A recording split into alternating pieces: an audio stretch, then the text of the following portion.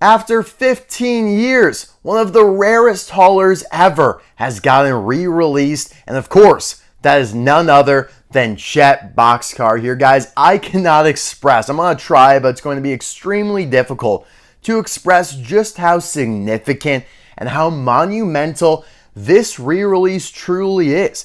I feel like newer collectors and newer fans in the community might not fully grasp, at least not right away, the magnitude and gravity behind this re-release, because it's not just, well, he hasn't been released in 15 years. Because if Chuck Manifold got re-released today, it would be 16 years, but not nearly as impactful and as important as Chet here. So why is that? Well, in my calculations, Chet is approximately the third rarest hauler ever, just behind two of his other truck stop pals, Ben Crankleshaft, who is the rarest hauler, and Oliver Lightload here. Now, Oliver has another weird quirk to him that we'll get into later, but all three of them were released in the final 2010 Final Lap haulers case, but it was not meant to be the last case. They were supposed to do a lot more. The next case was going to be Vitoline, Gasprin, and Zeen haulers, and all of those got canceled, which means the case with Chet, Oliver, and Ben was distributed very, very poorly. I didn't find any of these haulers. Now, while they were released around the world in some areas in Europe and whatnot, like I said, it was darn near extinct. It was impossible to find these haulers in 2010. I mean, we had to scrape and claw just to find the case before it with like Paul Valdez. And then before that, you had, the Mood Springs hauler and Vinyl Toupe and Shifty Drug, which weren't that bad.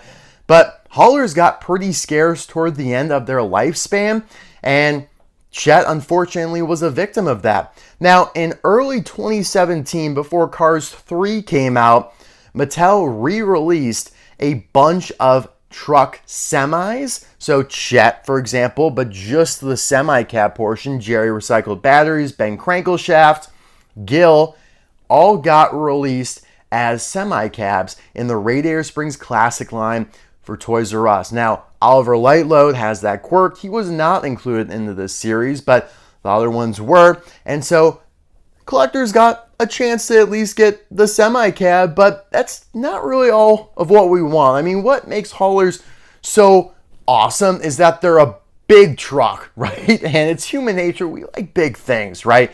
And so that is another reason why Chet here, being re-released after all this time, being one of the rarest haulers ever, and also Mattel not really showing us a disposition to re-releasing things during this era. Mattel has only gone as far as pretty much re-releasing the Octane Gain hauler, right? They've given us Cars 1 Mac again. They've given us the Wally hauler, who cares? They've given us the Dynaco hauler and Chick Hicks's hauler. That's pretty much it from that era. The Octane Gain hauler was a fluke, a flash in the pan. But now, 2025, the main line might not be all of what we want, but we're getting Chet Boxkarr. Gil is coming back, and in fact, he's already out in France. We'll talk about that later as well. It's pretty crazy, guys. This is awesome. Let's get into the review here after my nearly 4-minute introduction, because that is what you guys, if you're a newer collector, you don't know how badly I wanted this as a 9-year-old and how you're just up a creek because you can't find this thing. You're spending, I mean, from the moment it came out, it was as rare as pretty much it was a couple years ago, even though just a couple years ago, it had been out for like 13 years. You guys get my drift here? I mean, it was just so scarce, all three of them. Now, for whatever reason, Chet just became a little bit easier to get than Ben and Oliver, but that is still not saying much. All three of them were basically a needle in a haystack. But they did, unfortunately, misspell his last name. It's supposed to be Boxkaar, but they went ARR. And then I don't know why they put hauler here. Like, it's just Chet Boxkarr. It really should just be Chet Boxkarr, because like on some of their other haulers, like Cardry Wong, who is the Dynaco Cruise hauler that they just re-released as well, it just says Cardry Wong. They don't put Cardry Wong hauler, so I don't really get that either. And moving on to the back here, another little tidbit ski. Donna Pitts shacking up with Chet here. Now, you got to show a car that fits inside of him. I get it. So who do you pick? Can't be any Piston Cup racers. I honestly think Don is a pretty good choice. Like, that is a kind of generic car, but also a rusty one. So it kind of fits in with the, dirtiness of Chet. Sorry, Chet. But you are a little grimy. We'll get to that. Hopefully the Vietnam version here has some of that grit. And yeah, that is also why we are able to re-review him, because made in Vietnam now versus China. So we're going to compare the variants and all that. Gonna be a fun video, guys. This is going to be awesome. And yeah, I actually was lucky enough to find this at one of my Walmarts. I wouldn't say local. I actually had to go quite a far ways away and then had to, go to a Walmart that I had never been to before. But then I actually found one at one of my more local ones. So they're out there, guys. In fact, one of my most local Walmarts had them. I missed them, and that really sucks. But the other Walmarts made up for it. So let's tear in the Chet here, guys, and give him the old review.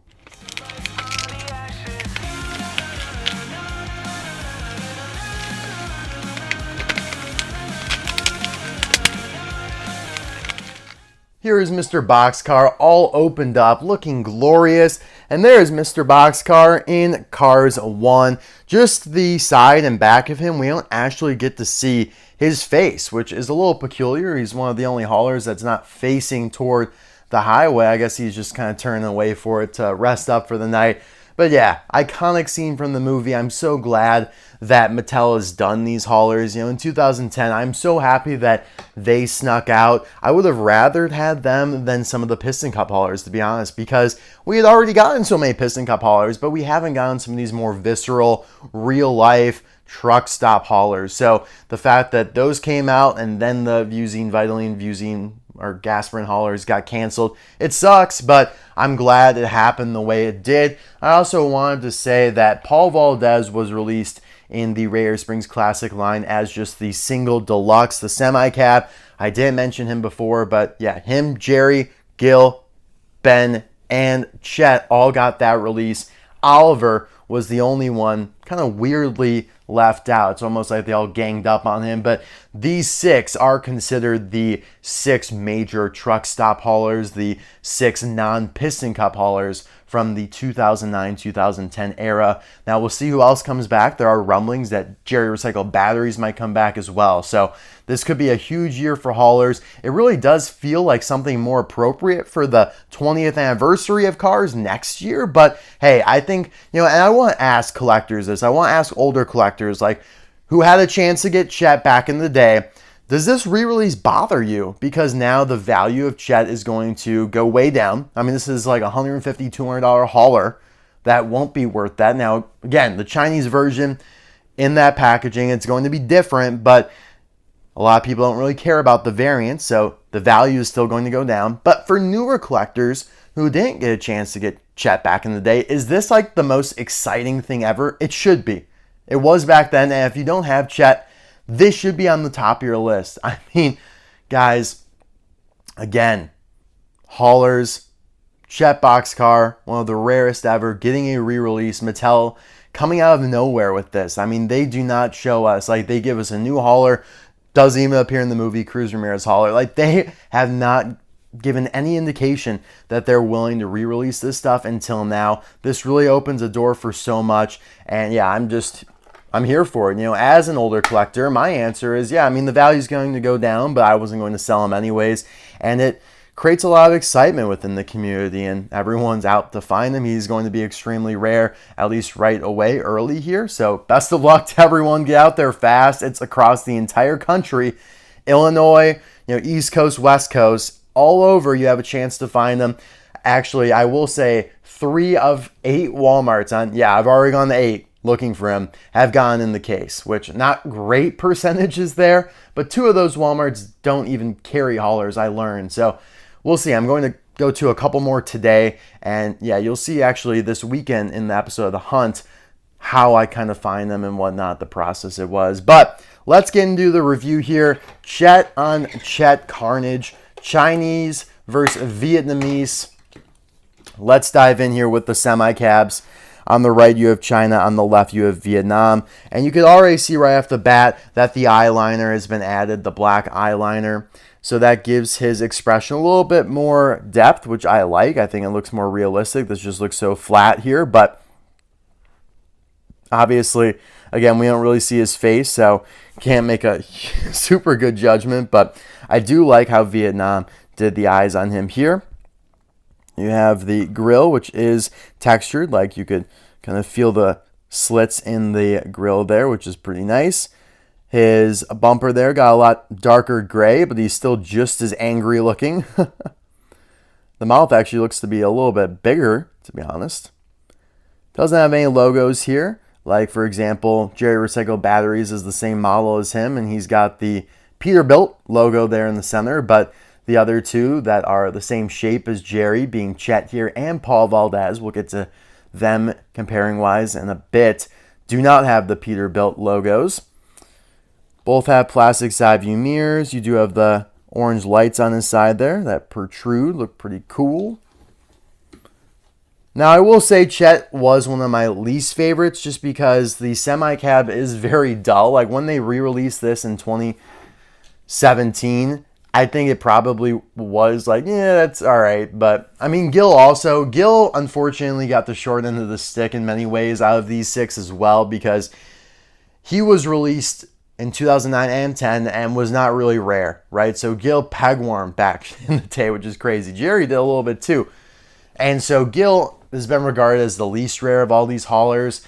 And then you have Paul, he's got the oil can sticking out of his mouth. Ben Crankleshaft is just in another realm because he's this big, thick semi-cab. And like I said, it's the rarest ever. So Chet, just a gray, small little hauler. I don't know. It felt just incomplete when they re-released the semi-cabs without the trucks. But hey, I'm glad they did it. I'm sure a lot of people were able to stock up on those and take advantage when they weren't able to get them in 2010. But taking a look here at the sides, again, you have Vietnam on the left, China on the right. Not a ton of differences. You have the little barrels down here, not quite as dirty. It looks like this thing on the door here kind of changed shape a little bit. Smokestacks look pretty identical. You have Vietnam here on the left. License plate is ML115, which is one of the most common license plates. Actually, if you totaled up how many cars have a certain license plate number that Mattel has duplicated and replicated across multiple characters, the ML115 would probably have the most characters associated with it. It pops up on so many Cars 1 characters, and not just trucks. I think Jay Lowly might even have ML115. A bunch of Cars 1 race fans, I think, have this. So maybe even what's his name? The guy, Kim Carlins, might have this ML115, which is wild. So yeah, keep an eye out for that. Let's take a look here at the base. Made in Vietnam, and the date stamp up here, 3394SD. So he was made on the 339th day of 2024. So toward the end of the year there. And yeah, couple of screws because that's the more plastic part to him, but you do have rivets there toward the front. His cap, though, is plastic. So the only die cast in this entire apparatus is the square of the cab here, because even the bumper is not die cast metal. So yeah, there's not much metal in this entire release because, of course, none of the trailer is, but still worth every darn penny. God, I love haulers. I know you guys do too. I know you guys do as well. So let's put these two away and let's compare the semi-cabs now, or not the semi-cabs, the trailers, which I need to learn here. So this is Vietnam. Okay, good. Vietnam on the left, China on the right. No differences really spotted there of note. I was very curious to see how different these would be, just because you can't change up a ton when it's plastic. And yeah, I mean, Vietnam has definitely proven to be a lot more similar to China than Thailand is to China. And this has always been like an Incredibles reference with the eye there. And it's actually funny because Oliver Lightload references the movie Up with his logo, but I'm pretty sure in the movie it actually shows something else, or not in the movie, but the official artwork of him, because you don't actually get to see the full side of him. Maybe I'm wrong about that, but there's something weird with his where it doesn't match the movie. But either way, Incredibles reference here, the Pixar movie that is Incredibles. And yeah, I Inc., whatever that stands for within the Cars universe, we don't know. Let's take a look at these side decals here. Just some truck information, the weight, the... what's the word for it? Yeah, I mean the net and the gross. I think that stuff is on here somewhere. Check lug nuts. If you're a trucker, you guys know what all this stuff means, although I don't probably have too many truckers listening. I do love all of this info here, though. You have trawler. Is that supposed to say trailer? But number, and then they list off a number there, and a bunch more details. I wonder if Mattel made that up, or if that's actually, visible on the artwork that was provided to Disney, or provided to Mattel by Disney, because I've only really ever seen, well, I guess they did have the full artwork back in the day on the haulers, whereas now it's just an artwork of Lightning McQueen. And in 2017 when they were released, it was just the semi-cabs, so you didn't really cut off the trailers, that is. But yeah, I really like this trailer. It's a little bit more detailed than the others, especially when it comes to Gil. And yeah, I like the white and red caution tape kind of on the sides here. And then on the back, you get a ton more. Now, I do see a little bit of a coloring difference. The Chinese version is a little bit lighter, a little bit less dirty beige. Let's take a look at the details here. Yeah, here's all the weight stuff. Really cool. Gets into the nitty gritty here. US dot, VM, truck. Caution, wide right turn. I always thought when I was a kid, like, man, the backs of these trucks look so realistic. They don't even look like they're from an animated movie. Like, they look like they're from the street. Like, they just took a picture of the back of a truck that you're stopped behind at a stoplight and pasted it onto the back of the diecast here, because it looks so realistic with the lights, the dirt on the caution bar down here. Everything looks phenomenal. You do have the ML115 license plate again. And yeah, I've also appreciated that these haulers, not all of them, Oliver, all of them except for Jerry, Gil, and Paul open from the back. So I guess that's 50-50, which isn't great. But my thing with haulers is that they should open from the back, because that's how it happens in real life. And yet most of the haulers that Mattel has done don't open from the back. I mean, none of the Piston Cup ones do. The next gen ones do. But the traditional Piston Cup haulers don't. They open from the sides. And then Jerry opens like from the front. It's so weird. If you guys know what I'm talking about, you know. But yeah, doesn't look like they changed much in here. Again, not a ton to change, but maybe a little bit of a darker plastic there. You do have the bar that flips down to support him, which is really nice. I also like the bars on the base of him here, again, so you can set the hauler and rest him down nicely and very realistically as well. But yeah, I don't know what he's got inside. Just looks like a bunch of pallets. Very nondescript, whereas, Oliver Lightload's got some more stuff going on, and Gil's got like toxic waste inside of him, and Jerry's got all of the batteries. So they always got pretty creative with the insides of these haulers, and I appreciate how much they differentiated them. In fact, I don't even remember what's fully in all of them, and I will be reviewing some of these again here soon. Obviously, Gil is getting his re-release, and I will be doing Ben Crankleshaft in the next season of Forlorn Favorites. I know I haven't fully announced that that's happening, so I guess I just did now. What the hell? Why not? All right, let's now compare these guys to the other alike haulers. We can kind of discard the Chinese Chet at this point. But yes, Jerry Recycled Batteries shares the same Peterbilt semi-cab mold here, but he's got the movie-accurate expression, so when he's talking to McQueen there, yeah, really cool. Man, I wish they did even more. But these 6 have become just so iconic. Why does it feel like Chet's a little taller? Actually, no. Oh, his trailer's way taller, but it does seem like the cab itself is the same size. And yeah, this is why I meant Jerry opens from the front like that. Just so strange, unnatural. So yeah, like I said, I really appreciate how much they actually differentiated the trailers themselves. You know, whereas all the Piston Cup ones are just cookie cutter, copy and paste, right? And then, yes, you have Paul Valdez here with a very similar mold, but they swapped out his bumper for the sipping oil can, which gives off Tombay sipping oil vibes. One other interesting thing here of note is that the side view mirrors, this right one has like a little ear on it. Like, I don't know, it's kind of like the mirror on the bar is askew, it's misaligned, which is cool. It's a nice little small detail.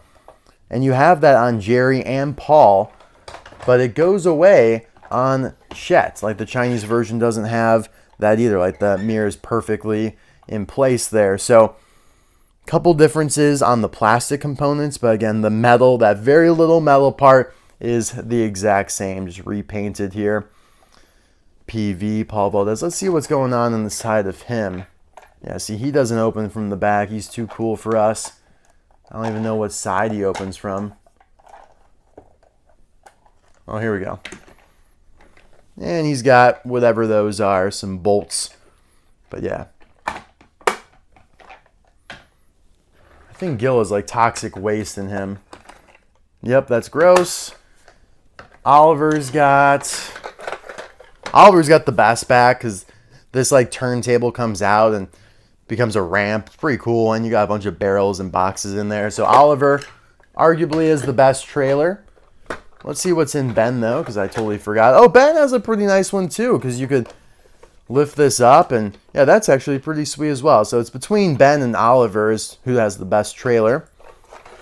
And we will see if either of those get a re-release at this point, but I will gladly take Chet and Gil and run with it. If they don't give us any more, this is phenomenal in and of itself. I did want to show you the roof of the hauler here, by the way.